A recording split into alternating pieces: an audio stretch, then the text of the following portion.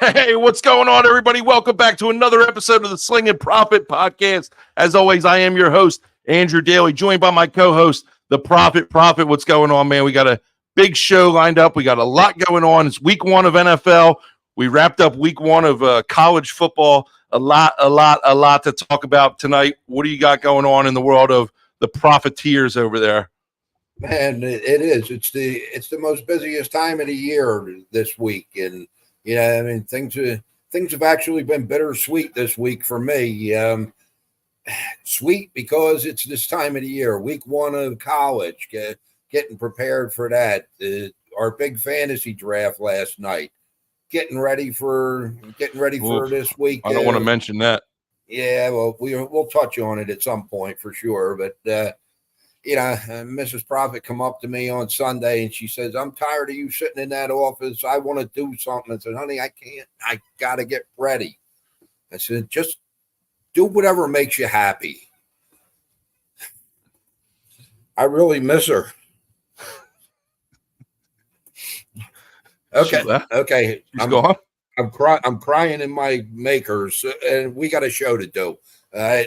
Mom? She's still there. I think she just checked in. She's watching from somewhere. I don't know where she's watching from, but she is watching Prophet, so you can say hello if you wanted to. But hey, baby, I miss you. Hey, we got a huge show. Week one of the NFL season. We're going to talk about. We got our game of the week segment. We got our Jug Handle game of the week that we're going to introduce for the first time. We're going to talk about our Run Your Pool weekly pick'em sponsored by Advanced Sports. We got our plays of the week coming back, Prophet. Listen, I know a lot. Every time I talk to somebody about this show, all they want to know is how much money can I make? How much money's Prophet going to make me? And what's his plays? I got my brother-in-law, Greg, texting me today. He says, "What's your dad's picks?" I said, "I haven't gotten them yet. You got to watch the show." He was like, "Oh, I'll have to go back and rewatch it." I said, "Dude, it's on Wednesday nights. What are you talking about? We haven't even aired yet. You got a chance to watch it tonight." So hopefully he's tuning in. If you want to see Prophet's picks, they're coming later. I guarantee it. But we got a loaded show tonight, and we're going to jump right into it here. Are you ready to go, Prophet? Before we why do you always do that to me? I'm ready to go, man. I want to go. You got stories to tell. Because at 10:30 last night, I mean, I'm already half asleep from the draft, after the draft and all. You start texting me with good information, and I want you to share it with everybody. Tell us what's going on. Listen, it's a busy week for me. Okay, we got the podcast. I don't know. You guys know, man. A lot of work goes into building this show. I'm a busy guy. I'm a head football coach. We got a game tomorrow night.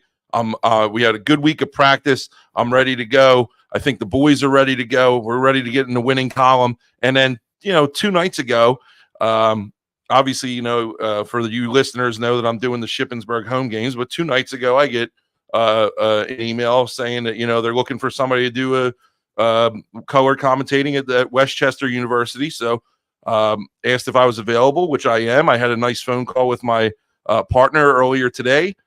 Things are good. I'm excited about the opportunity. So tune in live Saturday at 12 noon, Westchester University football. Their first game of the season under new head coach Duke Greco, personal friend of mine. I'm looking forward to it. I'm excited about it, man. There's a lot of stuff going on in my life, but I enjoy what I'm doing, and the craziness and busyness is all paying off. So it's a lot of fun, and I appreciate.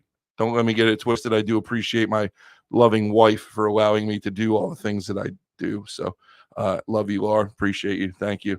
But yeah, thanks for let me get that out there, Prophet. I appreciate it. So, but this ain't about me, man. This is not about me. This podcast is not about me, and that's not what we do it for. We're diving into it. You're tearing up already, Prophet. Come on. Yeah, it's Mrs. Proffet did it to me. Yeah, well, I guess you haven't learned how to manage your emotions yet. So, we're diving into. Hello, Mrs. Peebler. Oh, we got comments. You learned how to read comments on here, Prophet? Yeah, that was from anyway. So hey, first up, big news here. Again, we broke this news last week. We're touching on it again tonight. We are joining the Belly Up Sports Network. We're excited to be with them. Not sure exactly when we're going to officially start our Belly Up partnership and when we're going to be airing under their umbrella, but it's going to be soon. We're excited about it. It's a testament to the work that we put in. It's a testament to the listeners that listen every week. We appreciate you guys. Keep listening. It's only going to get better from here. We got big things on the horizon, and I promise you that. Won't be long. Won't be long now. And I know if we got some guys from Belly Up tuning in tonight, welcome. We got a great show for you guys tonight. I hope you enjoy what you see. And I would be remiss, Prophet. I would be remiss if let's talk about this first and plug this one more time before the season starts. I mentioned it earlier, okay? Our Run Your Pool weekly pick'em sponsored by Advanced Sports. The link is below. You can find it all over our social media, okay? I posted the links pretty much everywhere they could possibly be. X, Facebook, TikTok. Go ahead, join that league. It's a weekly pick'em. It's free. All right. The winner at the end of the year is going to get a $100 Visa gift card and a service package from Advanced Sports that is valued at over $300. Okay. There's no obligation to join. I mean, everything. There's no strings attached, man. It's free. You go on, you join, you make your picks every week, and the winner with the best record at the end of the year, you get a $100 Visa gift card and you get a $300 service package from Advanced Sports. Listen, if Prophet, I know you're not into it, but if you're in it and you won, listen, you're probably not looking for much career advice at this point in your life. But if you wanted to pass that gift along to somebody, you would be able to do so. So Fully transferable to whoever wins. So we're excited about that. Now, before we move any further, with all the good things that are happening to us, we had to start somewhere. Is that correct, Prophet? Absolutely. There's a first step in every journey, and we're going to introduce our first step. We wouldn't be here on this podcast without doing the Backyard Blitz a couple years ago, all right? And with us being in the NFC West tonight and with all the great things that are happening to us, I think it wouldn't be right if we didn't have our founding host of the Backyard Blitz joining us, and that's none other than the Peebs, Brandon Peebler. Brandon, welcome to the Sling'n Proffet podcast. Welcome back. I think you've been on once before, but yeah, you're going to be on. I had to hack in. Yeah, right. You know, well, I was invited. You're an invited guest tonight. We're going to keep you on for the whole show, and we're excited to have you. And I express my gratitude to you. I'm sure Prophet does as well. Listen, we wouldn't be here if it wasn't for the Backyard Blitz. That's how we got this whole idea. And a lot of the stuff that we do is kind of similar to what we've done at the Blitz. So we appreciate you and thank you for that. And the success, it all stems from where we started. So we're excited for you to join us tonight and talk some football. Oh, I appreciate it, man. No, it's fun to get a follow along with you guys. You know, I definitely had the itch. You know, I miss it, but you know, the whole time factor is why we had to break it up to begin with. But it is awesome to see both you guys get a chance to talk some football. Well, we got some football tomorrow, NFL football tomorrow. What's today? Hey. Wednesday? I know we got high school football tomorrow. Friday. It is what? That time of the year. Dude, my daughter just scared the shit out of me. She's right next to me. Sorry. Berlin, you should go with mom right now. She's just staring at you from afar. She was. I didn't even hear it because of the beats, and I turned like, holy cow. Yeah. Right there. So, yeah, man. So you're going to be joining us for the whole show. We talked about whether you just wanted to come on for the division. I said, dude, why not just join us for the whole show? It's like bringing the band back together and getting into it. So why don't we dive in? We're going to make this stage a little smaller here. We're going to bring the slideshow back here. What's happening? We're going into our What's Happening segment. Prophet, as always, we're going to talk about some of the top news in this week's sports world. And there's really I can't say sports world because it's all football, man. That's all I really care about anymore right at this point in time. So what's happening? What's happening first? Florida State loses again. Congratulations to Florida State for being the first team eliminated from the NCAA playoffs.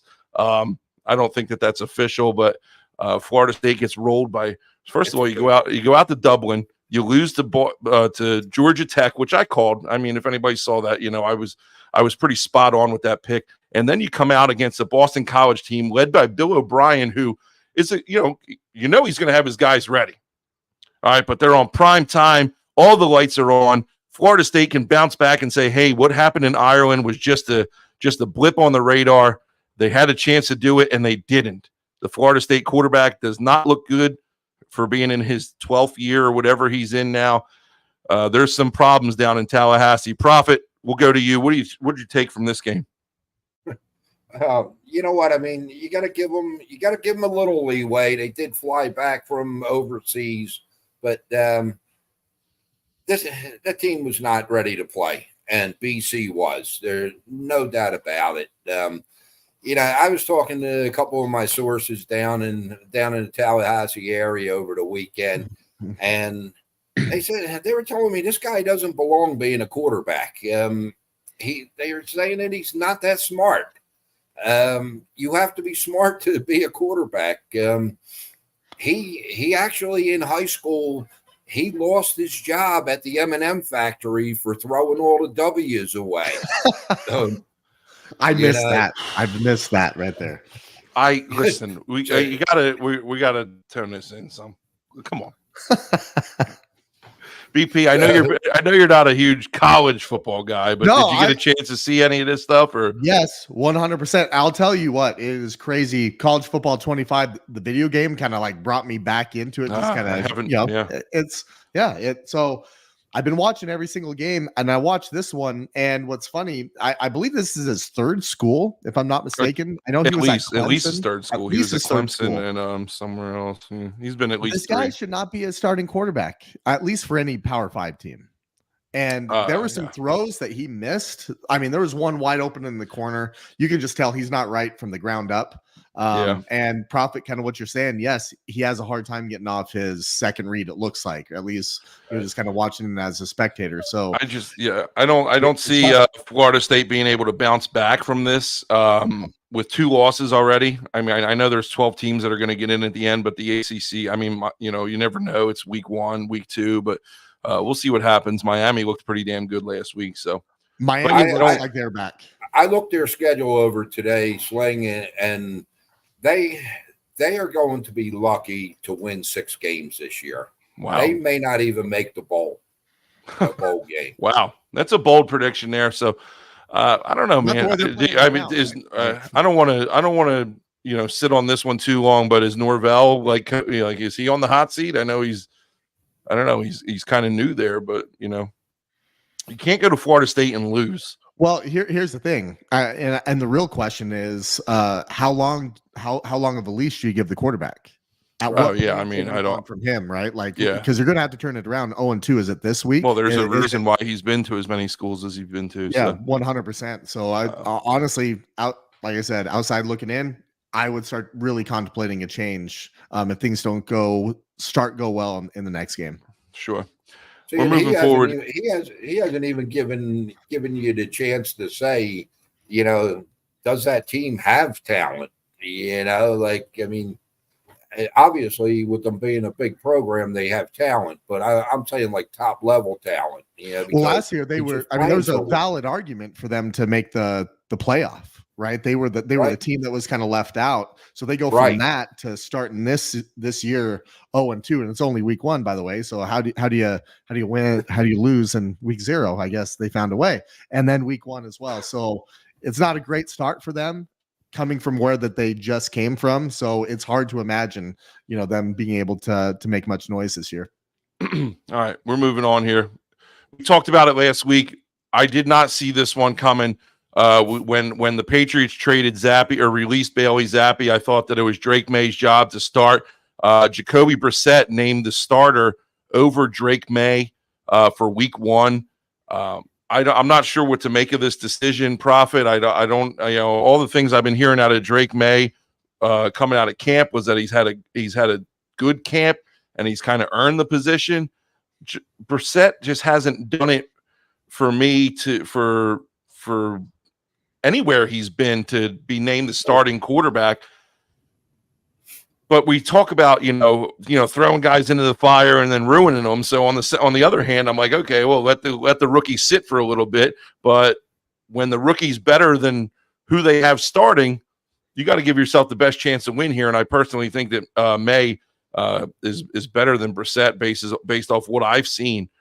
Prophet, what do you think about this one? And they got their opening game. They're going into they got the Bengals. All right, so they got, it's not going to be an easy game for them by any means. There's no easy game right now with the Patriots, but they got the Bengals, so there's no let up there. What do you think about the Patriots with Brissett being the starting quarterback?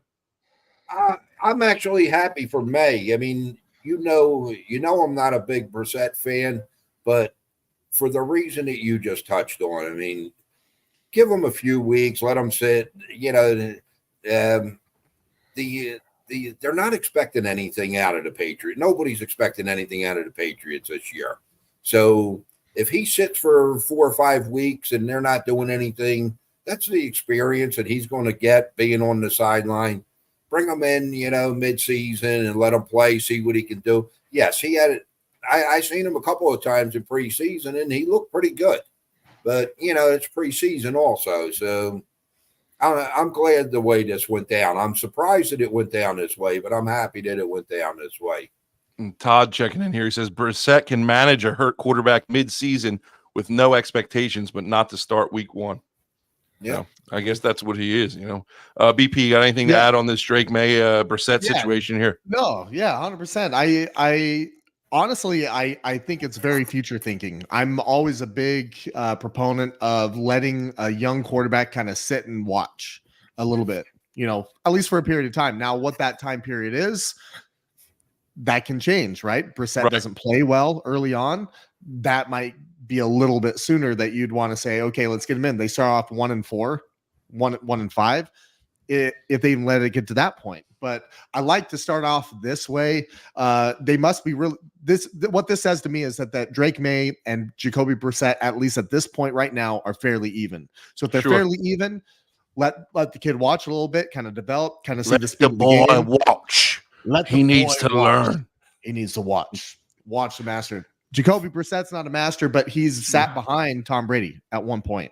So I'm sure that there's a lot of knowledge that he can give off to Drake May. And hey, what they start off 3-1 with Jacoby? What then, right? I mean, I don't see it happening, but I don't see it happening either. But what if? Like what then? Starting off, I want to know. If what they say, what if? What the hell? I was trying to think of that quote. We always say that. Oh, he said it. I think that's that might be if I had wheels, what did Desmond Howard say on game day this week? I can't remember, but I'll remember it, and it'll come back to me. We're moving on here. We got some local news from our Philadelphia Eagles here, opening up their season on Friday night in Brazil, which is another whole nother topic in its own right, because from what I'm hearing, these players aren't even bringing their families. They're being told not to leave the team hotels because of how dangerous it is. They're not allowed to wear green or whatever. I don't know if that's true or not. I don't know. Is that true? Because of the gang situation? Yeah, that's accurate. It's complete and utter chaos. You have players on Twitter actively voicing their opinions against going to Brazil to play this game. And you know what? NFL just says, I don't give a crap because we're making money. We don't care about the I'm not going to sit there and say the NFL doesn't care about the safety of their players, whatever. But why put them in this situation? I mean, they can't even they're not even bringing their families. Well, listen, we're coming off a weekend where Ricky Pearsall gets shot in the chest in the United States, right? Thank goodness he's going to be okay. But that situation compared to what they're putting him in, this could realistically happen in Brazil. What would that do to the internet? There's a whole lot at risk, future thinking of the NFL if something happened to one of these players. Sure. So to your point, why are we taking the risk? At the same time, didn't Brazil just ban X? There was something that restricted and whatnot. Yeah, so they were finding people $8,000 a day if they were using VPNs to log on, but they dropped that apparently. So Drew, you're a head football coach, and you give players curfew, and I guarantee you there's at least one that's not following the rules. At least one. It's going to be in a little bit late, maybe, potentially. Mm-hmm. You think what happens to one of these guys if they jump on X while they're over there and they become what happens? I Do don't. they I get don't fined? think. I don't think in this case, you're going to see any players squander or wandering around, breaking curfew in Brazil. I think that they all know the situation they're in. They're all not happy about it, and they're all just going to band together and say, "Well, we're just going to stay in the hotel, No, what I mean play is our if they game, jump and on get the hell if they out of jump here." on X, right? Like Oh, Twitter, right? Because yeah, I don't know. what There's if they got to did be that? some Would there kind be of something that happens in there? I don't know. there's got to It's be some kind restricted of now. there's got to be some kind of firewalls or some, I don't know. They got to have rules or something, but I'm It's not a sure. wild situation. Anyway, And we're it's on talking about Friday too, by the way. That's yeah. like first Friday game. That's kind of cool. Yeah, I never heard of a Friday night NFL game, but anyway, the Eagles defensive back James Bradbury, he's expected to miss 6 to 8 weeks after an injury in practice. It's a big blow to their secondary, and they're already down a couple guys on defense. I know Devin White been ruled out. He didn't make the trip with the team this week. He was going to get significant time from what I hear at Mike linebacker. Proffet, the Eagles secondary, are they depleted, or is this not a big deal, or what do you think? That the defense of the Philadelphia team's got going on. Guess what? Anytime you lose a player the caliber of Bradbury, it's a big deal. Okay.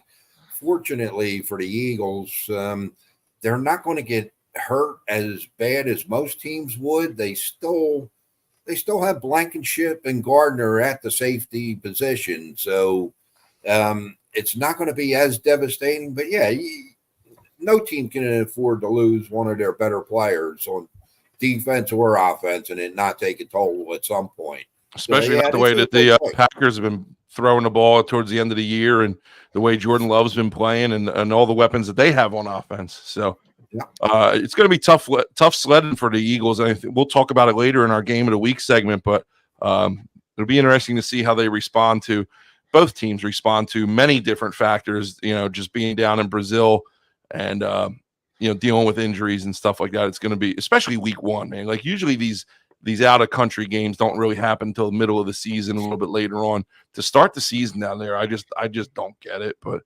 it's the way we're going with the NFL. We talked about this last week. We talked, the questions surrounding Brandon Ayuk, your boy. He signed a new deal. He signed a 4-year deal for $120 million. Now he's not getting Justin Jefferson money, but he's getting Amon-Ra St. Brown money. I think it's like right around that same kind of type of I know, listen, BP, and you're a Niners diehard, and we get it, and that's why you're one of the reasons why you're here tonight, because we're talking about the NFC West. But at what point do you play out your contract, dude? Like he had 2 years left on his contract. No, this is becoming. Oh, he had one. I'm sorry. He was on his 5th year option, and so he was looking for the extension, so to speak.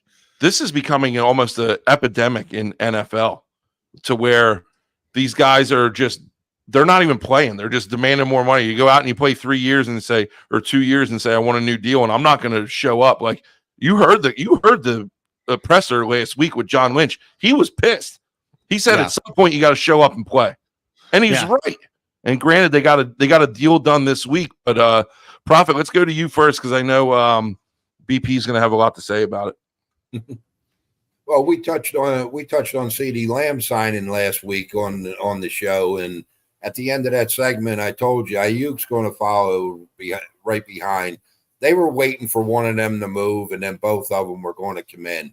Ayuk's getting $30 million a year. That's pretty damn good money for. He's not. I mean, I love Brandon Ayuk, but in that offense, he's not a pure number one with Deebo Samuel being there. He's a number one. He's a number one, right? But I mean, there's not a big difference between. Well, there is now with Deebo, getting hurt all the time and all, But last year, I mean, they had 2 good receivers there, but to get $120 million, I think that's probably what he's worth in the market.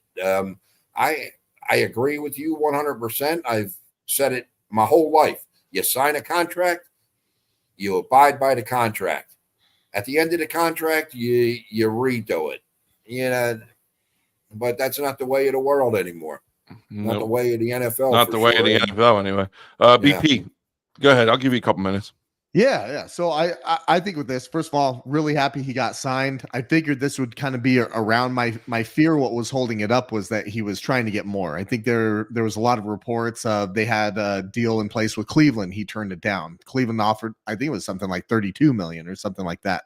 Pittsburgh was in play, and I'm not sure what the numbers were on that one, but obviously he was trying to test his market. I understand that, and I understand some of these players doing it. What we're seeing with Jamar Chase right now, he's holding out, and there's 2 years on his contract. This was 5th-year option, so I can kind of see it. But yeah, like the NFL contracts aren't guaranteed like baseball. They're saying Chase is probably not going to play this week. Yeah, I think it's too far into the week. It's Wednesday. You've already input the game plan, right? Mm-hmm. Like you're going into which is crazy to me, especially if you drafted Chase in your fantasy league. Holy crap! Could you imagine? Some people drafted him number 1 overall, and he's not even going to play because of a contract dispute. It's wild. But for Brandon Ayuk, I think this is perfect. I think he never really wanted to leave San Francisco. I think that was pretty obvious the way that he kind of everything played out in the way, and he even admitted in his congratulatory press conference, I guess, that he made it harder than it had to be.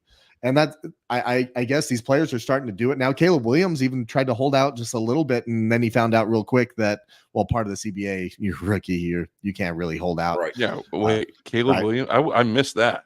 Yeah, it was probably for about a week and a half. He was one of the last rookies to sign his contract, and it was because he wanted fully guaranteed money or whatever it is. But they have it staggered. All the rookies are like on their contracts are already set, correct? Yeah, they're like just kind of staggered based off of where they get picked, at least in the first round. And Dave checks in. Yeah. Dave says players will say owners don't honor their contract either. They'll cut players before the contract ends and lose money. I think if there were guaranteed contracts like baseball, you wouldn't have holdouts. Yeah, I agree. Are we ever going to get to guaranteed contract? I mean, there's guaranteed money. The direction it's going. Yeah, I mean, it's going. All these contracts now have more and more guaranteed money for him. Like even Trent Williams, he had three years left on his contract, and he was holding out based off of wanted more guaranteed money because essentially, if he got hurt, the way the contract was set up, the Niners didn't really owe him any money if he got hurt.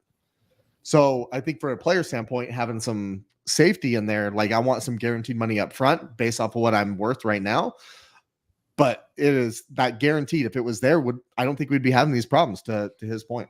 Yeah, I don't think so either. But hey, I'm happy he got signed. I got him on one of my fantasy teams. I'm happy he got the deal done and he's ready to play. And I'm hoping for a big year out of him. But listen, we got to talk about probably one of the hottest stories in the NFL right now.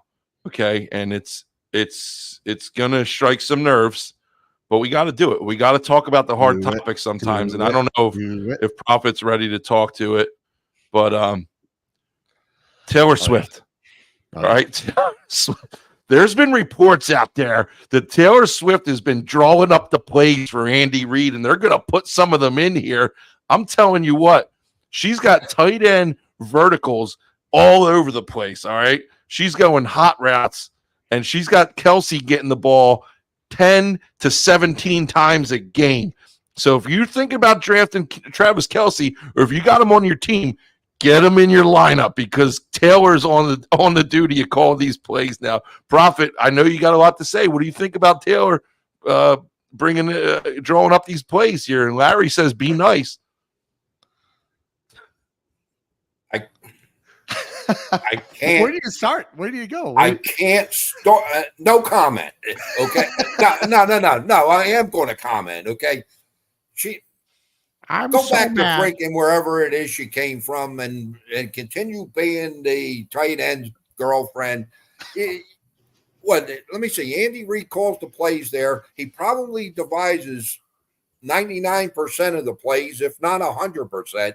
They've won 3 Super Bowls in the last 4 years, and we need Taylor Swift to come into the NFL and start making plays for her boyfriend. This is great, man. I mean, it's this just is not great. getting I love played. it, dude. This- I hope this she's is got. I part of hope the she gets her. contract bullcrap. I hope she gets her. Listen, She's gonna be a PlayStation upgrade. She's gonna have her own damn playbook in the new Madden football game. It's gonna be the Swifty playbook, and it's gonna have the most downloads in NFL Madden history. I bet you. Watch. Now, I'm not spending a whole lot of time on this, and this is kind of satire, but there's reports out there that I saw on Twitter today that there's a contract floating around. Prophet, you didn't see this, or maybe you did. There's reports out there that there's a contract floating around that Taylor Swift and Travis Kelce signed, and they're due to break up soon, saying that this whole relationship was all staged and it was all a publicity stunt. Well, did you see the new ad for the NFL, like the hype video kind of for this year? She's in it 5 times. Really? She's in it 5 times. And like there were guys that like Lamar Jackson wasn't in it. Yeah. So like you don't show Lamar Jackson, but Taylor Swift 5 times. Travis Kelce's PR team has already come out and vehemently denied all of these allegations. But if there's any truth to this, man, we could have just been the entire world could have just been taken the whole previous year by the we're little puppets. We're little Swift puppets, and I don't know if there's anything true to it, but listen, Larry says go to her every chance they got. Listen, it would make sense. It makes sense. I'm just saying it would make sense. Would you be surprised? She has nothing. She had nothing to gain out of dating Travis Kelce, but if she's getting paid by the NFL knows how to pay people. And the publicity that she brought to the NFL, it could have made a little bit of sense. But I'll digress, and we're going to stop talking about Taylor Swift here. And thank you. We're going to move on to our favorite segment of the week, BP, and that's the weekly roundup, because we get to hear our cool music, weekly roundup music, and we got a short weekly roundup this week because we only got a couple games to talk about, but we're going to talk about.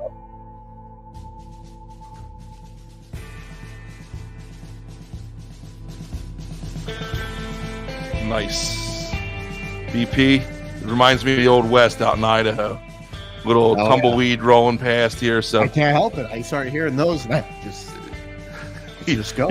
You're on old buckwheat. You're riding the pony down the road there. But old tumbleweed.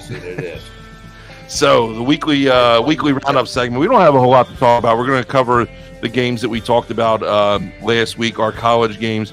TCU beat Stanford in a thriller, 34-27. The Cardinal cover, Prophet. You called this one. It was very close, but you still got the money. So what did you see out of Stanford? And are you gonna take a chance on playing them ever again, or is that too close for comfort there? Oh, I played them last week. You don't remember? No, you actually won. That was one of the ones you won. So. Listen, Taylor Swift resets him back at least a week, so he might not remember.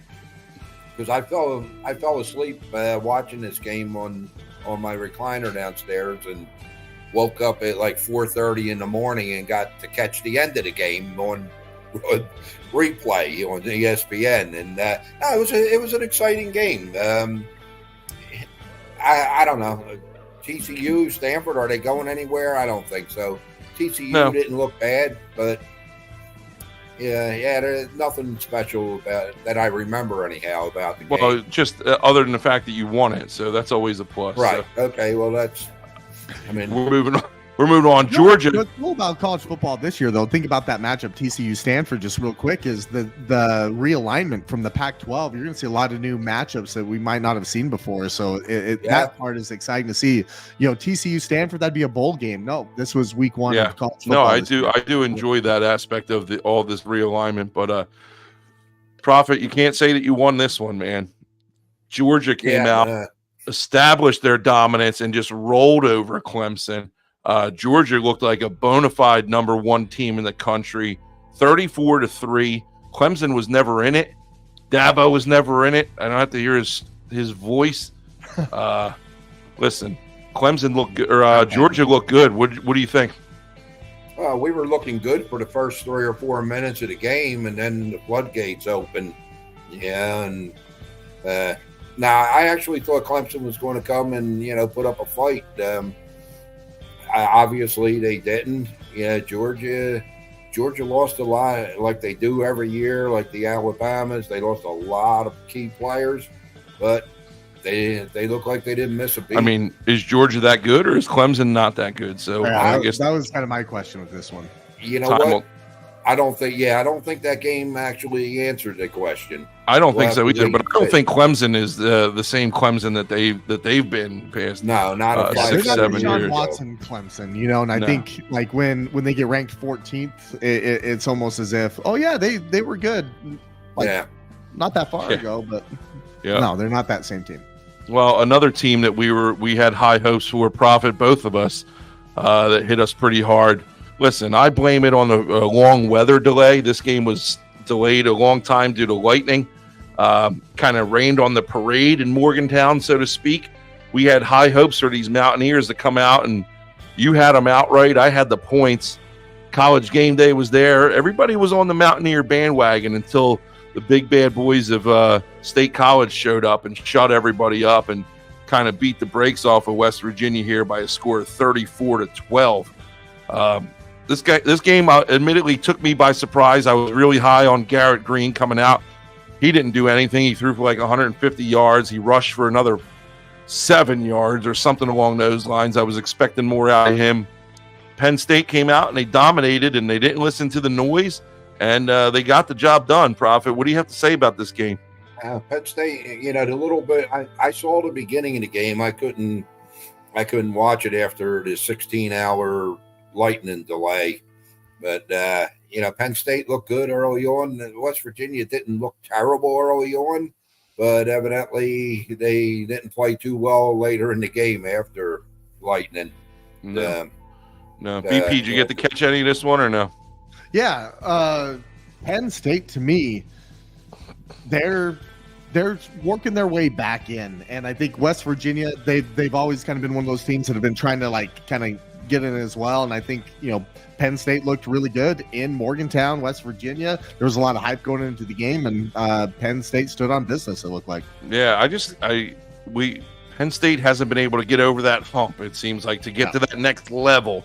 And a lot of people have been waiting for it because James Franklin, a lot of those, you're going 10-2 every year. You're just not getting over the hump. People are waiting to get over that hump, and maybe this will be, who knows, maybe this will be the year that he's able to do it. I'll tell you what, and they don't like playing second fiddle to Michigan and Ohio State too. It's going to be tough with Ohio State. Penn State used to be right up there, so they're trying to break into that. Yeah, they beat everybody in the Big Ten except for Ohio State and Michigan. Right. Yep. So we'll see. We'll see as we move forward here what Penn State can do. But that'll wrap up our weekly roundup segment for the week. I told you it was a short one. Oh, no. Hold on. NC. We did have NC. We had a little technical difficulty. NC wins, or they covered. No, they won. They beat Minnesota. I think it was 19-17, Proffet, something like that. Yeah, they were giving up a point and a half, 1 by 2. So we won that one. They win the game outright, but they ultimately lose. They won the battle, lost the war because North Carolina loses their starting quarterback for the year, Max Johnson. For what a name there. Lose him for the year for a broken leg. So prayers out to him and for a speedy recovery. You never want to see that for a player, but it's going to be tough. He's a good player, man. It's going to be tough for UNC to bounce back from that one. I'll tell you one thing you didn't cover here real quick. College football, Notre Dame football. That was a game that they normally don't win. Going into a big opponent like SEC country, prime time early on, and be looking out for them. I think they can make some noise. And I'm talking. I do too. I think that they'll be in there, and it's just tough with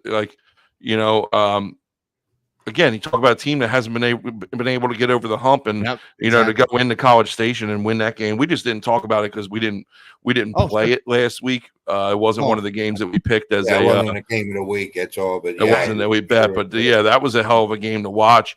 And Marcus Freeman, man, he had those guys ready to go, and he had me hyped up coming out the tunnel like that. So we're moving on, dude. We're rolling through. We got a lot to cover tonight. We're going into it, man. It's week 1 of the NFL season. There we go.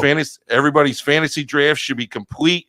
If you're like me, you're probably crying because I'm in the most fantasy leagues I've ever been in. By the way, I'm in 3 this year, which is way too many for me.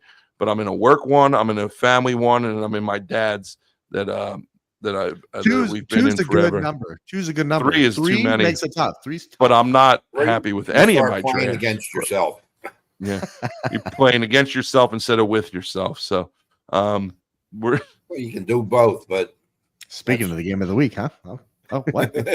We're moving on here. First game of the week we're going to talk about it is we talked about it already. We talked about those Eagles and Packers playing down in Brazil. Packers come in as 2.5-point underdogs in this game. Over and a half set at 48, or the over under set at 48.5 here. Again, this game takes place on a Friday in Brazil. Weird travel schedule for both teams.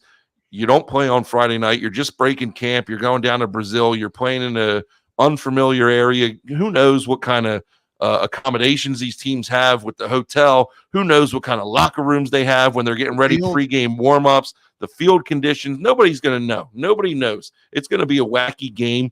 That being said, I'm going to keep my analysis here short and sweet. I like the way the Packers have been playing football. I like Jordan Love. I think he finally came into his own, and he's one person who did benefit from learning for a couple of years. The Eagles have injuries in the secondary and on the defensive side of the football. They have a fractured relationship with their quarterback and head coach. I got the Packers in this one, and I have them covering. Prophet, are we giving we're not giving scores for just the games of the week, only the Jug game of the week, right? Right. I mean, that's the only one that matters. I mean, I give scores. You don't have to. I'm not giving scores. I got the Packers, and I got the Packers covering here. Let's go to BP first. BP, what do you got on this game? Yeah, I'm going to take the Packers as well. I think they have a lot going on for them. They're an ascending team. I'm excited about how Josh Jacobs is going to fit into that offense. Matt LaFleur comes from the Kyle Shanahan tree, and they love to run the football. So I think they have a lot going on. They had some departures in their linebacker core. Devondre Campbell's gone. I know there's a couple other guys that are not there. Aaron Jones on the offense. But Josh Jacobs, I'll take that. I think that's an upgrade. Philadelphia, there's a lot of questions with their cultures, a lot of questions with the, like you said, coach, quarterback relationship there. And I think the big thing that not a lot of people are talking about is that Jason Kelce, the other one. Yeah. The other Kelce brother, he's not there anymore. He retired, and he was a staple of their offensive line. So I think that can be problematic for the Eagles, and I like Green Bay covering in this. Yeah, that's a great analysis too. And we talked about it, I think, a couple weeks ago, Prophet. Like, which Jalen Hurts are we going to see this year? Because are we going to see the Jalen Hurts from last year, or are we going to see the Jalen Hurts that So Prophet, right. Prophet. Yes. What do you have for this game? I'm going to keep this one short. I'm going to keep this one short and sweet. I mean, I agree with both of you guys. I mean, there are a lot of question marks on both teams, really. You got a lot of new players in, a lot going on. I looked it over in depth today. On paper, the Eagles should win this game, but paper doesn't win the games, and I'm going with Green Bay in this one. I'm taking them 24-20. 24-20. So Prophet's got the Packers covering this game, and it's going under. So Packers and under in this one. So we're moving on to our next game of the week, which should be an exciting one here. We got the Jacksonville Jaguars visiting the high-powered offense of the Miami Dolphins here. The Jaguars come into this game as 3-point underdogs. Over-under set at 49.5 here. Listen, why am I drawing a blank on the Mike McDaniel just got signed to a new contract. They're all in on the Dolphins head coach. They love the relationship that he's got with Tua. Call him the quarterback whisperer. A couple weeks ago I talked about Tua being soft because he couldn't take hard coaching, but maybe that's what makes him go. You know, what works for one guy doesn't always work for the next guy. So maybe that's his thing. They want to keep the head coach around. They want to keep Tua around. They got the weapons. They got the receiving core. I'm curious to see about the running game, if Mostert can keep that up. There they have Chain and whatever too, but I'm just never sold on the Jaguars, and I never know which Jaguar team is going to show up. And I'm admittedly not a huge Trevor Lawrence fan, and we've talked about that before. He's too shaky. He's too shaky for me. So I got the Dolphins in this one, and I got the Dolphins covering. I think they're going to be a tough team to stop on offense. Let's go to Proffet first. Yeah, well, you know what? I got this game. This could be an instant classic. There's not a whole lot of pertinent stats to go along with this team. Both teams do have improved defenses here, but I personally don't think that's going to matter this week. I got Miami getting this one 33-30. First team to hit the 33 pool this year. Nice 33 pool on week 1, huh? That must suck for the person who wins. I wanted to stack some money first, but hey, what do you say? Profit better to cash them than trash them, right? That's right. Cash 'em, BP, baby. what do you got for this game? I got the Jaguars, boys. What? I think we're missing out. Yeah, missing out on one thing. Tua, what does he struggle against? Is a pass rush. What does Jacksonville have? A pass rush. They've had a shaky offensive line. That's been the kind of Achilles heel of the Miami Dolphins. Tua usually takes some time to get going as well. I think the Jaguars are going to come out and make a statement this year. And while we've always had a lot of hype around the Dolphins because of who they have, let's be real, they always end up with about 4 to 5 losses and then just kind of petering out in the playoffs if they get there. The Jaguars have been there. They've been trying to make their stamp on the AFC South. They know they got to be strong this year. And I really think that the Jaguars are going to upset the Dolphins this weekend. All right. Well, it'd be interesting to see. Dougie P is going to have his guys ready. We all know that. He's a great coach. He's a player's coach for sure. So, again, I just don't know if Sunshine could get it done there. But we're going to stay with the NFC for our next game, and we're going to talk about a big one here with the Houston Texans visiting those Indianapolis Colts. Texans come in as 2.5-point favorites here. Over under set on 48.5. Listen, CJ Stroud, can he do it again for his sophomore season? Anthony Richardson coming off a big injury. Can he come back for a great sophomore slate? It's the battle of the quarterbacks in this one, and I think the Texans are going to get it done. But I do think it's going to be a high-scoring affair because I got Anthony Richardson in my fantasy league, and we need that to happen. So I think Richardson's going to run for 2, throw for 2. I got the Texans winning this one in a classic shootout. This might be, like Prophet said, game of the or instant classic for the last game. This one might be your instant classic right here. I got the Texans. BP, go ahead. All right. I'm excited for this one. I don't know if it's going to be an instant classic, but I think that the Houston Texans are ready, and this game is primed for their coming out party. I think that Anthony Richardson, I think he played 5 or 6 games last year. Yeah, he's exciting.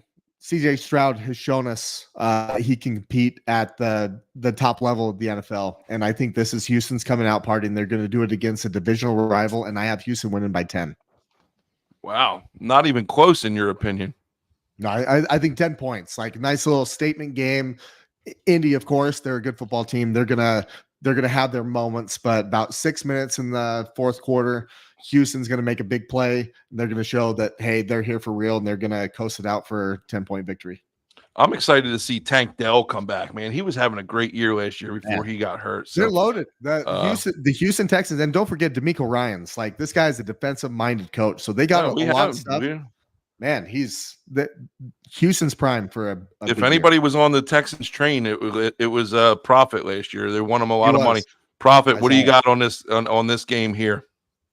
Yeah, well, prior to the last 2 years, Indianapolis has dominated this series, but Houston is actually 2-1-1 straight up and 3-1 against the spread the last 2 years.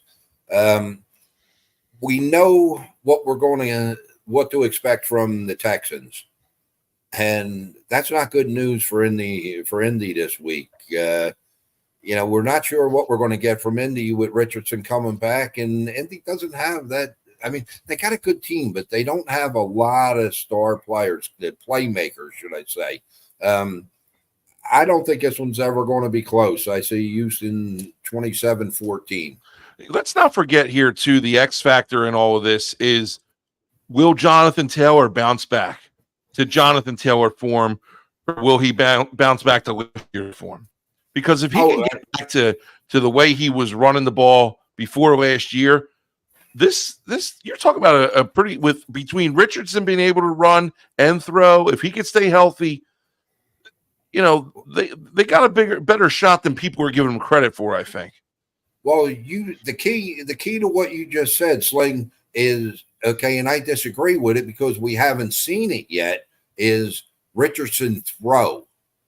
If he's able to throw the ball at this level, then yes, the running game is going to open up considerably. Here's my thing. Richardson, they're going to run the ball so effectively that their pass game is going to be set up by play action, and Richardson's going to be able to do what he does best, play action, sit back there in the pocket, and then hurl the ball 75 yards downfield and let his receivers run under it. That's what I think is going to happen. That's why I drafted him in fantasy. Well, I'm going to get a lot of bonus points for our length of touchdowns here, but that's good analysis by you guys on this game. I keep fantasy and reality. Not the reality. I was looking for a different word, but I keep them separated. Okay, yeah. I don't make my plays based on my fantasy teams. All right. Well, you compartmentalize. Compartmentalize them. Yeah. We're moving on to our next game, which BP. I'm sure you're ready to dive in. I hope your internet's ready to go here, and you don't freeze up on us. But we're going to talk about the Jets visiting the 49ers. I know, BP, you got some news to share about this game, so I'll keep it short, and I'll let you break that news because you're going to tell the people where you're going to be watching it from. Jets come in 3.5-point underdogs to the 49ers. Over-under is a little low at 43 here. The return of Aaron Rodgers. You got Aaron Rodgers back to full health. You got Garrett Wilson, dynamic wide receiver. You got Breece Hall, who's arguably top 3 running back in the league, going into San Francisco against a tough Niners defense that lost some key components, and we'll talk about it a little bit later in our NFC West breakdown. Brock Purdy, Debo, Ayuk's ready to go. 3.5 points. Man, I'm going to go with the Niners here, but it's going to be close. It's going to be close. I think that the Jets cover. I can see the Niners kicking a last-second field goal as time runs out to win this one. Let's get Prophet. Let's go. What you're making a face here, Prophet. I don't like the face you're making. Let's go Prophet, and then I'll give BP his time. I mean, are you getting good, or did you steal my notes? Really? I must be getting good. I was prepared. I've got a big gig on Saturday. I got to prepare, so I'm getting in my right mindset. This was the toughest of the 4 games to handicap, with so many different variables involved in this one. I'm going to throw a couple of stats out here, which is how I make a lot of my selections based on stats. Rodgers is 5-7 overall against San Fran in his career, and he's only 3-4 in San Fran. The Jets are 1-4 their last 5 road openers. San Fran's 3-2 at home openers. Brock Purdy is 13-3 as a starter in San Francisco. I mean, on paper, this looks like a blowout for San Fran, but I just kind of have a feeling that Rodgers is going to work his magic somehow, but then Jake Moody's going to kill his magic and kick a last-second field goal. San Fran 24-22. Man, we were right on the same wavelength there. Yeah, why do you have to do it on your podcast? Like when it was the Backyard Blitz. Like why can we could have just gone along? Well, that's not what got ratings, Brandon. That wasn't good. Now we can all play Kumbaya.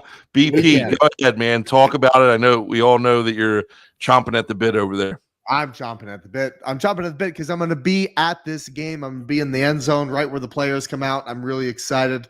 Man, I can't wait. Are you bringing the McCaffrey gloves with you?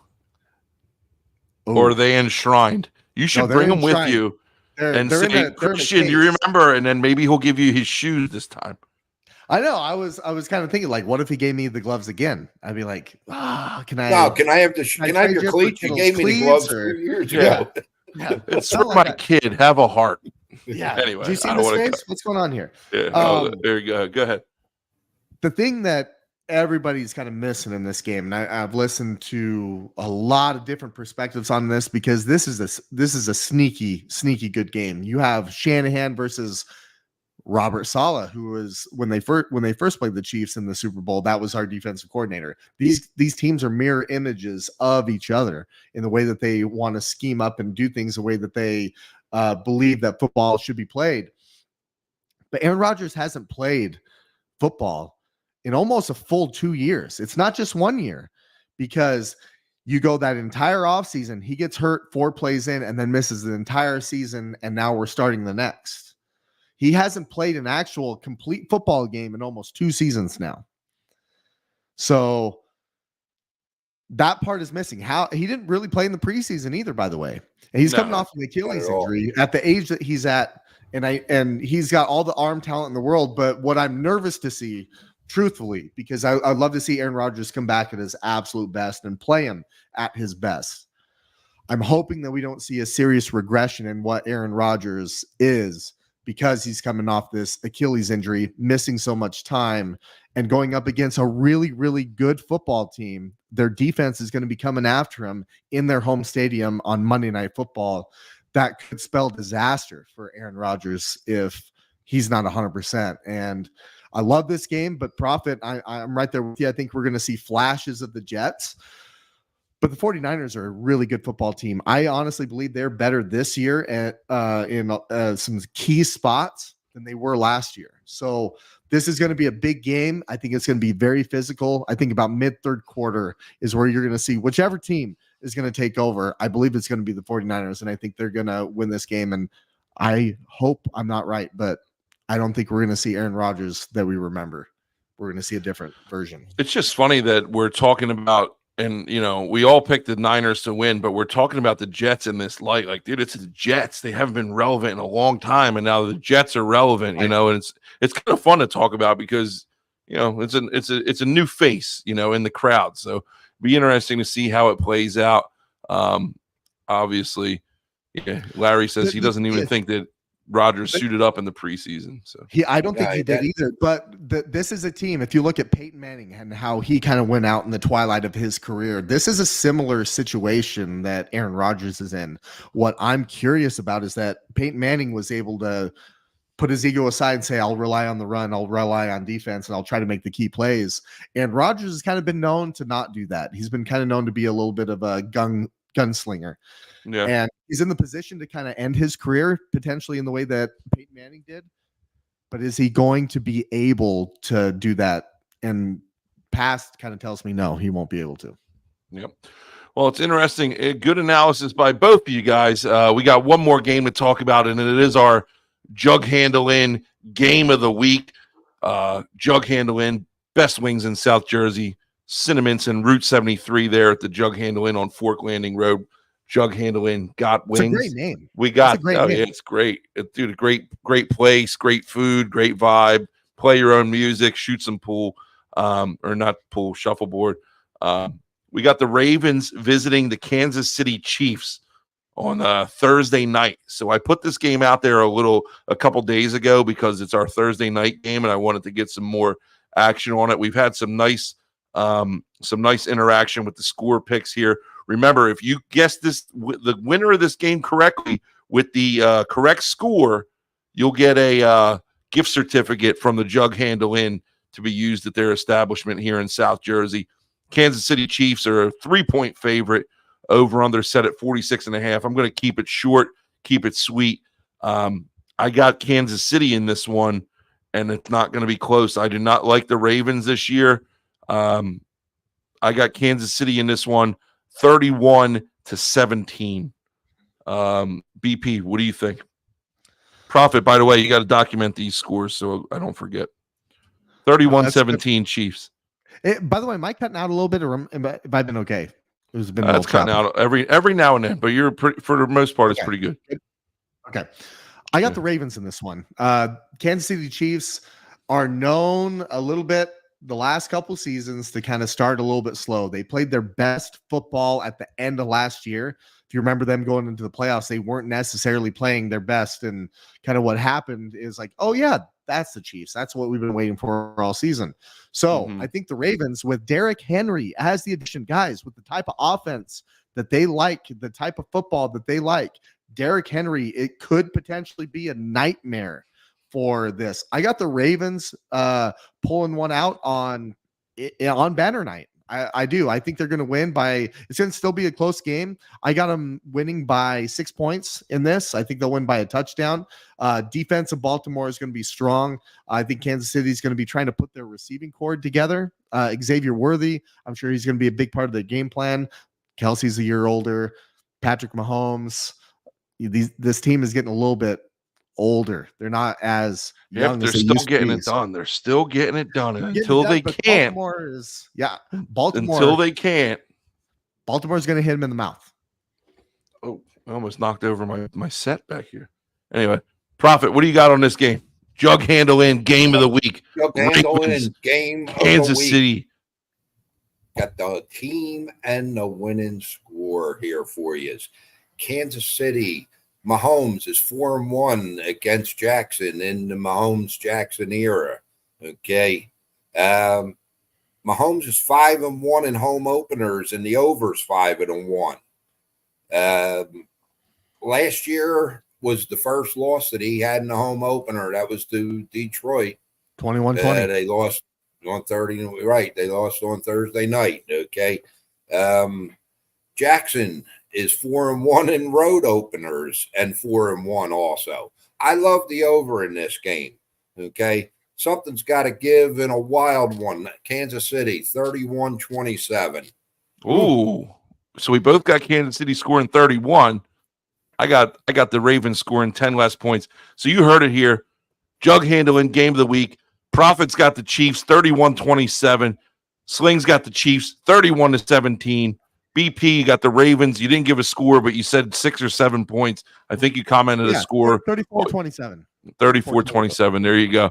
Hey, that's the Jug Handle Inn Game of the Week. Remember, if you're in South Jersey and you're looking for delicious, juicy, crunchy wings, stop at the Jug Handle Inn. You won't regret it. 1-800. Why did I say 1-800? I was going to say 1-800-GOT-WINGS. That would probably be a good phone number for them. I don't think it is, though. I want to dial it right now. You delivered, Idaho? I'm telling you, we will freeze dry. We'll about that name, but it just seems like that place has wings. I'm just saying, they definitely got some wings. They definitely do. Hey, that's going to wrap up our Game of the Week segment. I think we got some good predictions out of there. We're at 1 hour and 5 minutes, boys. All right, we're going to run through this division segment. We're gonna do it. But let's get through it here. I don't want this thing to take all night. I got first day of school tomorrow. I got a big game tomorrow night. I got to get to bed here and get my beauty rest. So we're going to dive into our divisional breakdown tonight. We're talking about our final division, the NFC West. As always, we start with the lowest team in the division, and that will be the Arizona Cardinals. Arizona Cardinals finished 2023 with a paltry 4-13 record. They didn't win a single game in the division, coached by head coach Jonathan Gannon. They finished last. A couple key additions through the draft. Marvin Harrison Jr., which is a highly touted receiver, somebody that's going to light an immediate fire in that receiver room. It'd be exciting to watch. DJ Dallas at running back, Zay Jones at wide receiver, Jonah Williams, offensive line, Evan Brown, offensive line, Bilal Nichols, defensive tackle, and Sean Murphy Bunting, defensive back. A couple key departures, Marquise Brown, wide receiver who's now with those Chiefs. He's a little bit injured right now, but should be back in the next couple weeks. Rondale Moore, DJ Humphries, offensive line, Josh Woods at linebacker, Antonio Hamilton at defensive back. Vegas has got these guys at 7.5 wins over under. Listen, it's a bounce back year for Kyler.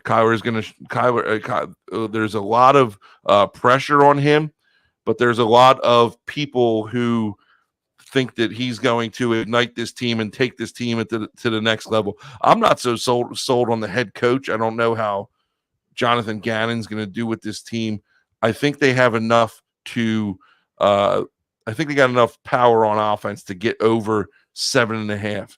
So I am going to say here that the Cardinals are going to go over 7.5 wins. I think they win 8, and I think it's simply because of Kyler Murray and Marvin Harrison and what they have going on offense. Let's go to Proffet first. Okay, well, boy, we're on different spectrums in this one, that's for sure. This team did little to build on their 4-win season last year.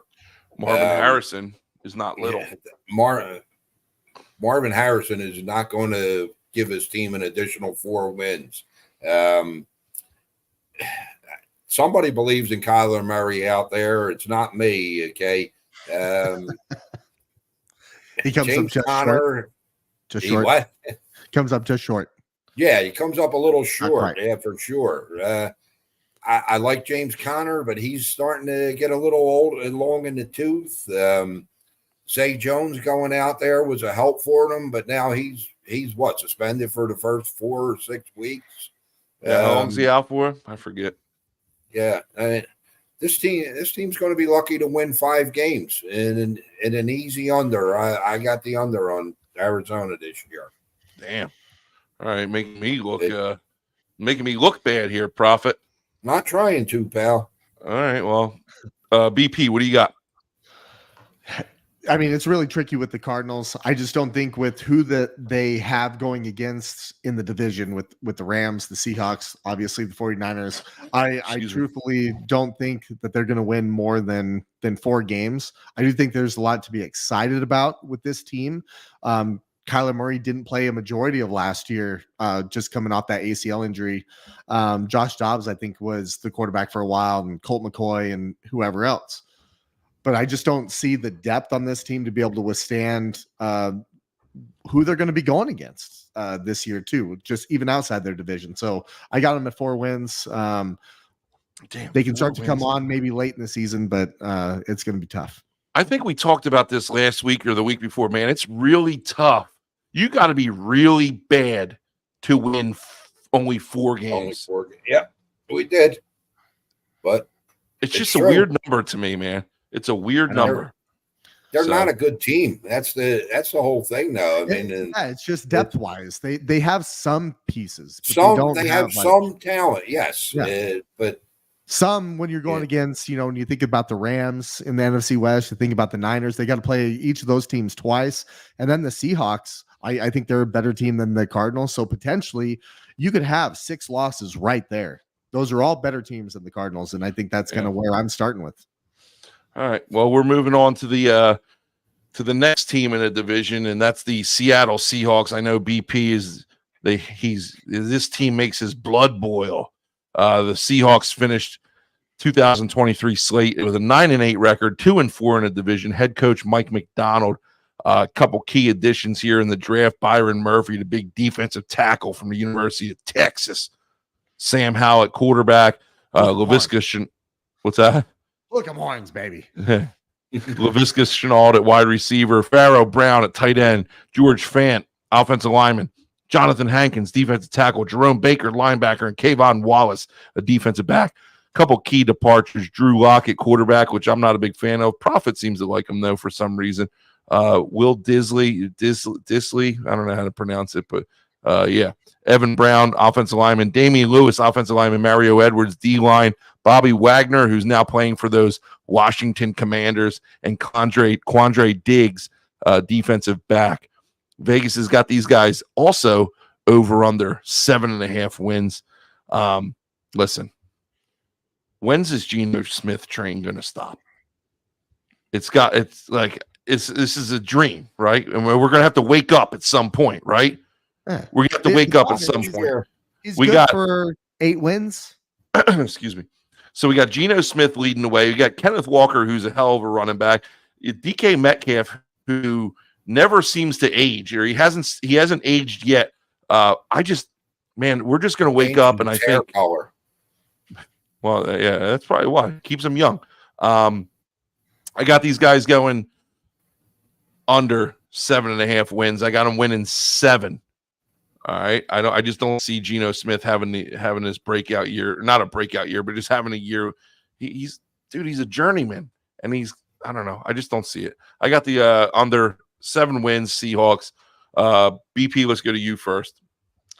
Yeah, this one's tricky. New head coach. They're coming off of over a decade with Coach Carroll, and now they bring in Mike McDonald, who comes from the Ravens, if I'm not mistaken, and they have a lot of key pieces there, but they did lose some in the offseason. They lost some guy, Bobby Wagner, who had been a staple there for a long time. I know that he had a year hiatus, or 2 years, I think, with the Cowboys and the Rams.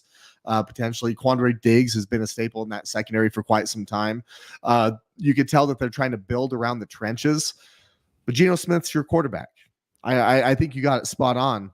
8 wins, 7-8 wins for this football team.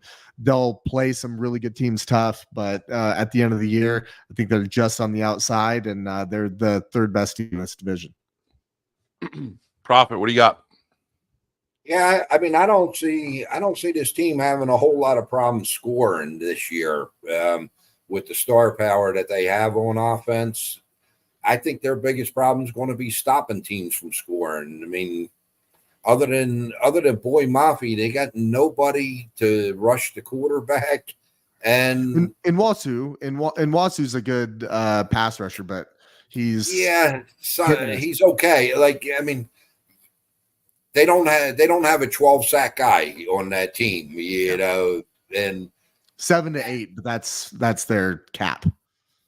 And you got Devin Witherspoon, who is a nice corner, but he's not going to be able to cover all receivers at all times. They got 2 of the 3 games against the AFC East this year are at home. They're tough games, Miami and Buffalo, so that's going to be beneficial to them. I got this team going over, and unlike UBP, I got them as the 2nd team in the division. I think they're going to win 9 games this year. Okay. All right. Well, I don't think that's a stretch. I mean, you can see it happening. Prophet's got them going over. All right. Well, that's why he's the prophet. He sees things sometimes. We're moving on to our next team in the division, which brings us to the Los Angeles Rams. Finished 2023 with a 10-7 record, finishing 5-1 in the division. Nice year in the division here, coached by head coach Sean McVay, Mr. McDreamy, if I say so. I didn't say that out loud. Couple key additions here: Jared Verse, the nice edge rusher from Florida State, Blake Curran from running back from University of Michigan. BP's old boy Jimmy Garoppolo at quarterback, Colby Parkinson at tight end, Jonah Jackson offensive lineman, Christian Rosebaum linebacker, and Cameron Curl, nice safety out there, defensive secondary. Couple of key departures, and I don't know if you're going to call them key because they're not very good. Carson Wentz at quarterback, Royce Freeman, who's now on a practice squad, I believe, Brian Allen at center, Aaron Donald's a big one. I mean, there's your big name there. You lose Donald to retirement. What a great career he had. And Jordan Fuller, safety. Little shocker here. Vegas has got these guys at over under 8.5 wins.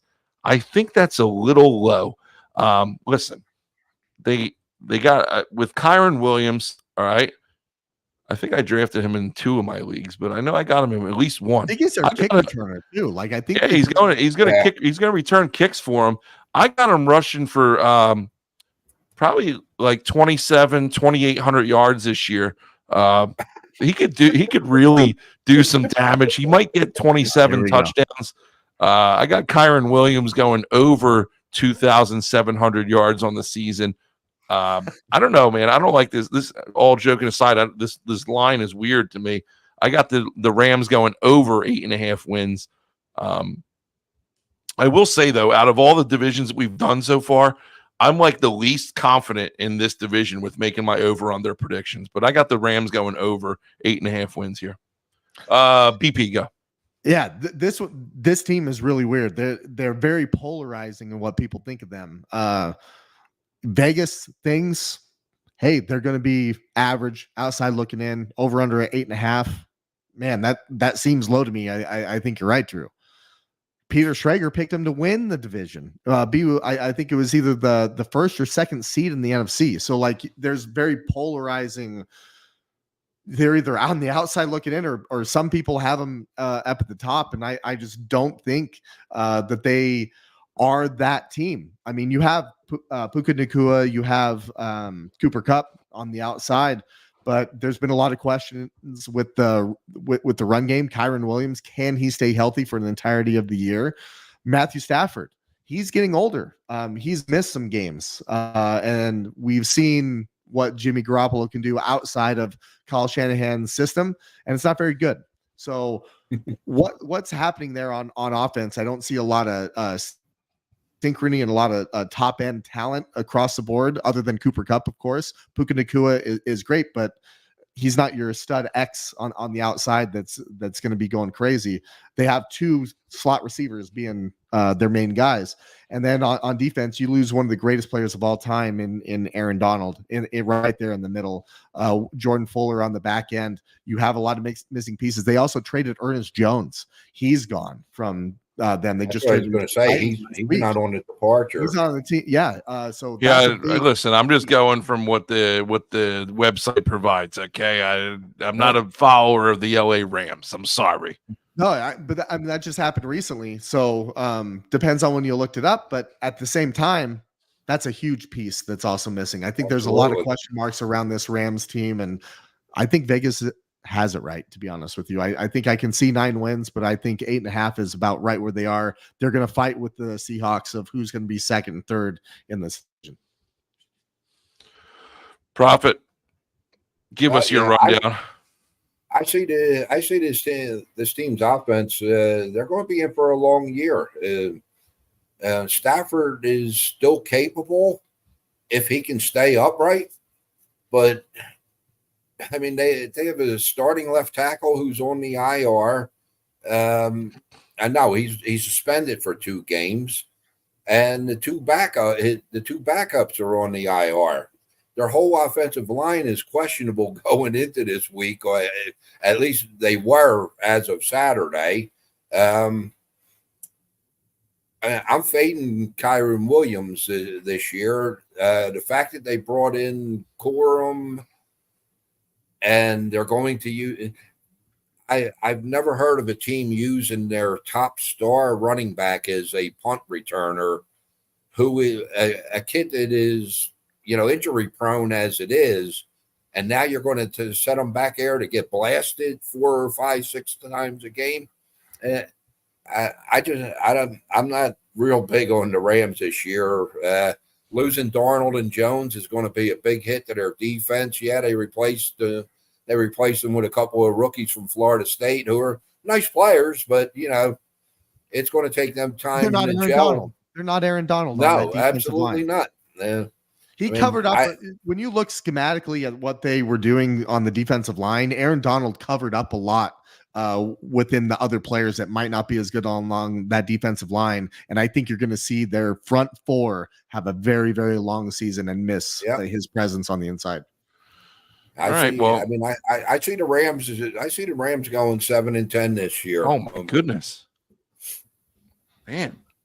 Low, man. Everybody's low. This is a weird division. Like I told you, this is my least confidence in. If we were doing confidence points in our picks here, this division would get the lowest amount of confidence points. We're moving on here. We got the division winners last year. Oh, San Francisco 49ers finished 12-5 on the slate. Finished with a 5-1 record in the division. Head coach Kyle Shanahan. key additions this year. We touched on it earlier. Ricky Pearsall, wide receiver, who just, I imagine he's going to be out for a while after being shot. He got put on the non-football injury list. So he's mandatory missing 4 games. My understanding, though, what's really wild, this dude was in the weight room today, like in there lifting some weights. I saw he walked into the ambulance under his own power. So I did see that. From my understanding, it's like it was a flat out miracle. Like, miss a lot of important parts by a very small portion, but seemingly it's like the best case scenario. If you did get shot in the chest, like, this is how you'd want it to happen, apparently. Josh Burgess says, let's go Niners. BP, all kidding aside, be careful out there with your family, man. Oh, we're not going to downtown San Francisco. We're staying in Santa Clara, and we're not venturing that way for a reason. Yeah. All right. Well, let me get through this, boys, before you get into your little powwows. All right. Ricky Pearsall, Josh Dobbs, quarterback, Logan Thomas, tight end, coming over from he was on the Commanders. I don't know if he's had any stops in between, but Leonard Floyd, defensive line, Yader Gross Matos, defensive line, Malik Collins, defensive tackle, Rock Yassin, nice cornerback out there, rounding out the secondary. There's a couple more additions, I think, that I don't have on there, but a couple key departures. If you want to call them key, Sam Darnold, who's now found his way to Minnesota. Right? Yeah, he's Ray this year. Ray McLeod, wide receiver, Randy Gregory, defensive end, Chase Young, another defensive end. Lost a lot of talent on the defensive line here. Eric Armstead, another defensive lineman, and Javon Kinlaw, Isaiah Oliver at corner, and Tayshawn Gibson at safety. There's a couple more departures on there as well that I couldn't fit on there. Over under, Vegas has got these guys at 11.5. I think this is pretty, and I'm going to say under, but I'm not. It's not going to be crazy. All right, I got them winning 10 or 11 games, so I got to make my bets here. I got to be, call it fair and square, just how I see it. And I'm going 10 or 11 wins. I'm going under on the win total. Prophet, let's go to you first. Okay. Well, let me start out.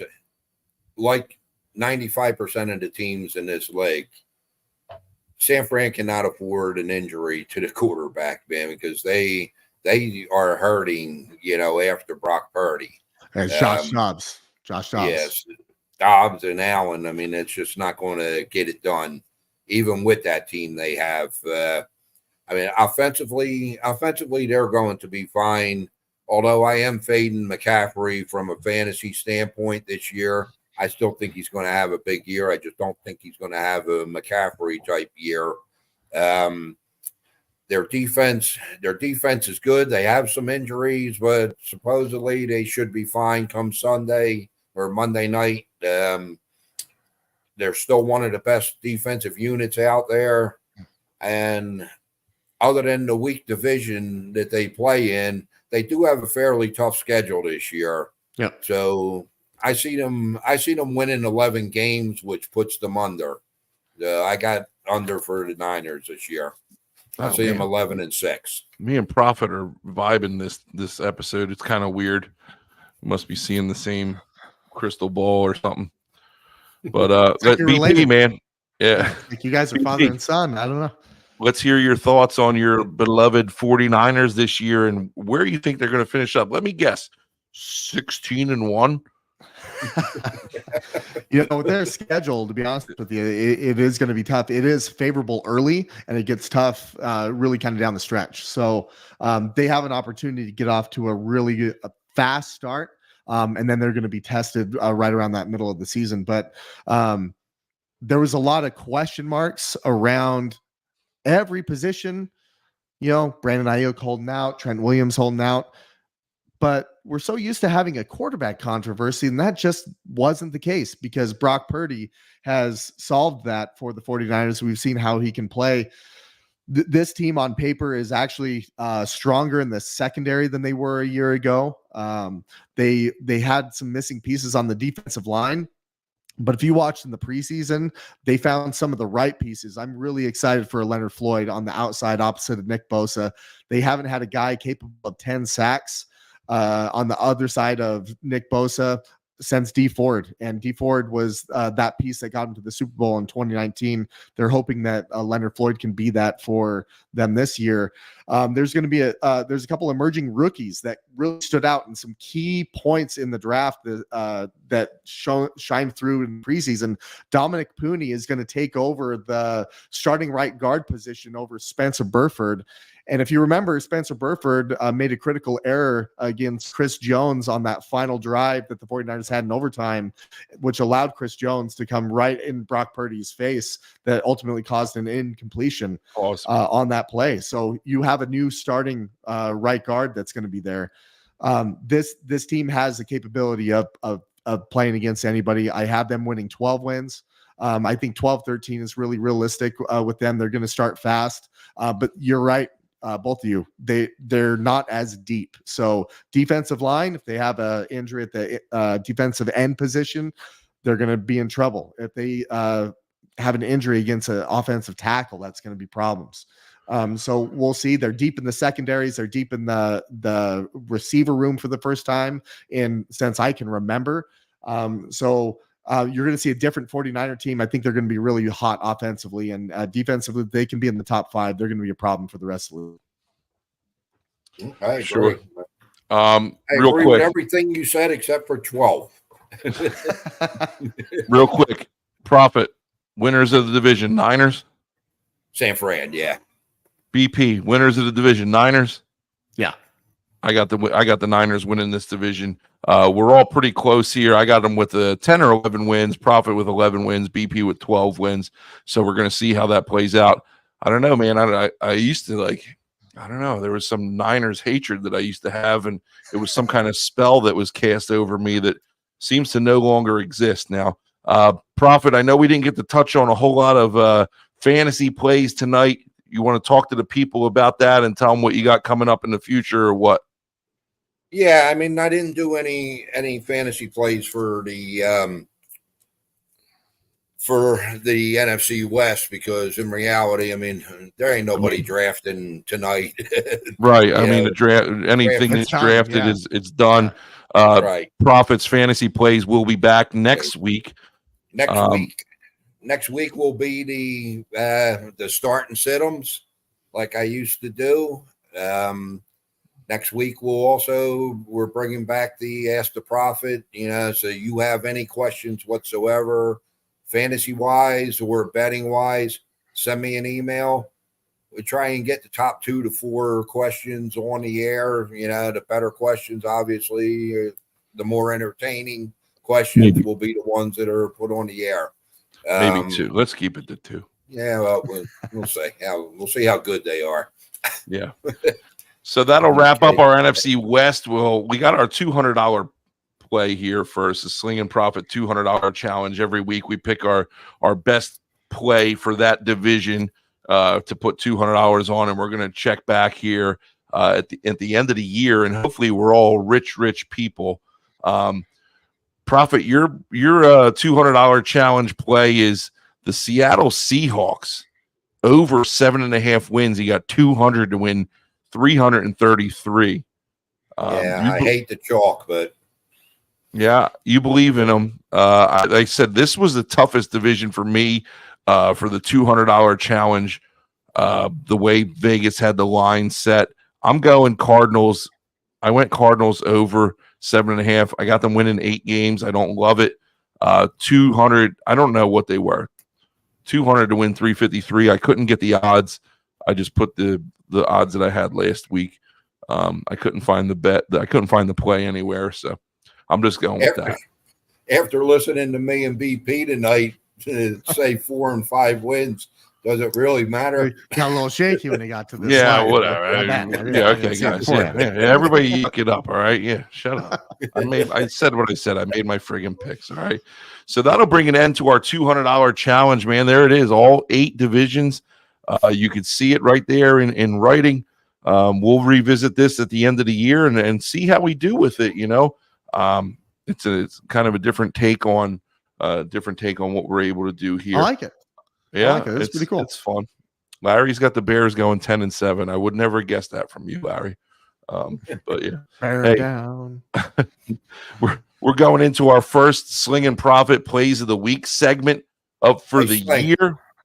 Good. Sling, let me get the suicide play out of the way real quick before we move on, okay? Good. And as luck would have it, BP's on the show tonight, so he can testify 2 years ago when everybody was already into 3 or 4 suicide pools by week 13.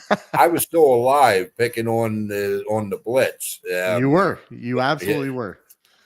But I'm going to put out a suicide play every week until it loses, and hopefully, you guys can get into a pool and follow right along. Okay. This week, I'm going with Seattle, and it's not because I got them to win the division, but Denver, the last 2 years, they've been involved in a couple of really bad opening road games. BP can testify to this also, that I picked Seattle to beat Denver when Russell Wilson was going back on that opening. You did. And as Monday they lined night up for the kickoff, I was just shaking my head. I was like, that guy. And last year, their first road game, they went into Miami. And if we all remember right, Miami put a 70 spot on them. I don't think Seattle's going to put a 70 spot on them, but this young team going into Seattle, I see Seattle walking through this game pretty easy. So Seattle is the suicide pick for the week. All right. There you guys have it. Bo Nix, he can really make a statement in this game. And he's looked good in the preseason. I'm excited for this one and what he shows. Yeah. I think he's going to have a good season for a rookie and all, but it's not a good place to start your career, man. No. Going into Seattle. Yeah, in Seattle, that's going to be tough for sure. Yeah. So here we got our Sling'n Proffet Plays of the Week. First edition of that for the season. When we started this, we had how much? 3,500 profit? 31. Right? 3,100. We played 200 each week for our $200 challenge. That brings us to an even 1,500 apiece to start the season. All right, Prophet, you went a little bit crazy with the money here. I think I'm more realistic with what people are going to be betting. So I'll go through my plays first. Start fast, build it up. A couple college plays. I got Duke plus 2.5 over. Man, I'm drawing a blank on who they're playing right now or who they're playing. They play Friday night. Damn, I can't remember. Bet Duke plus 2.5. I got 50 to win 96 there. Little win for you. I got a little two-team parlay for Saturday college. Syracuse plus 2.5 over Georgia Tech. All right, Georgia Tech's been playing well, but Syracuse, Fran Brown's got that Syracuse team on the up and up. So I got a little 2-team parlay with Syracuse plus 2.5 with Penn State minus 34.5. Penn State is playing. I don't know, but it doesn't really matter because it's I forget who it is. I can't remember these plays. You got a lot on your plate, man. Yeah, I do. Penn State. I like I said, what they showed me against West Virginia, I trust that they can get it done. 50 to win 185, and then my Sunday play, I got a little anytime touchdown parlay. Travis Kelce, Tyreek Hill, and Anthony Richardson. 50 spot on that will get you 405. So a nice return on your investment there. Wagering 150. I got 1350 left. Let's see if any of mine hit. Prophet, talk to us about your plays for the week. Yeah, okay. I usually don't play parlays, okay, but this week I'm going for the jugular, just to have a little fun. But my main play is the Chargers this week against Las Vegas. Okay, the last 3. I'm not going to go into all stats on the parlays, but I will give you the stats for this game here. The last 3 years in this series, it's been 3-3 with the home team winning every game. Add that to the rah-rah that Harbaugh brings with his first game this year. If I remember correctly, no, I remember correctly because I looked it up. When he was his first game in San Francisco, they beat Seattle 33-17 in 2011. And for the guys that are still on the Chargers this year from last year, they've got a little bitter taste in their mouths because Aiden O'Connell and the Raiders put up a 63 spot on them last year. Yeah. I'm going with the Chargers -3. I think they're going to walk away with this game, win it probably by 14, 17 points. I'm wagering 220 to bring back 420. And then I got a couple of $50 3-team parlays. I got the over in the Buffalo game 48, over Detroit 50.5, and over Tampa Bay 44. I'm wagering 50 to bring back 345 on that.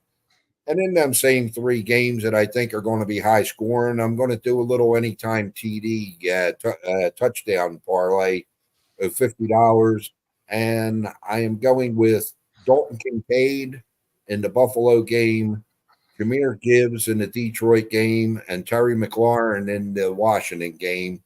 And that $50 parlay will bring back $698 when it comes in, not if, when. Okay.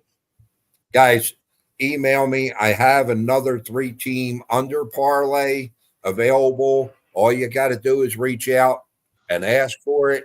It's free, just like all our other picks here. Send me an email and I'll share it with you. Well, there you have it. Our first rendition of the Sling'n Proffet picks of the week. I don't know, Prophet. You were at a 78% clip last year. I don't think you got there by playing parlays. So we don't want to stray too far from home, right? No, I just want to, like I said, I just want to have some fun this year and this week, and I get back to the basics. I mean, everybody that plays these games knows you're not going to win money on a consistent basis playing parlays. You have to find one or two games each week that you really like, and you play them. And you play them hard. Sometimes it's not fun when you only, a lot of people like to have 50 on this game, 25 on that game, 100 on that game. You bet every game on the board. That's how Vegas stays in business.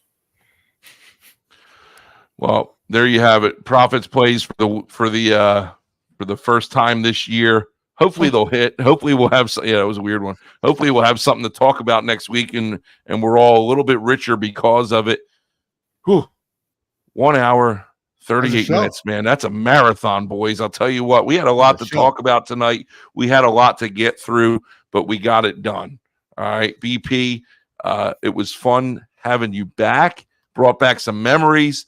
I'm glad you got to come on and join us and talk about the the NFC West and talk about your 49ers. And we're glad to have you, and come back and join us anytime. Have a safe trip. We enjoyed having you on. Prophet, we're in it, man. We're in week 1. All gas, no breaks. Appreciate you guys being on. Brandon, great to see you, man. Safe trip. Say hi to the family for me. Have fun in San Francisco. Again, don't stray too far from the hotel. Hey, we'll be back right here. Sling'n Proffet podcast, baby. Next Wednesday night, we'll review all the week 1 NFL action. Join us next week. As always, appreciate you guys. Thank you all.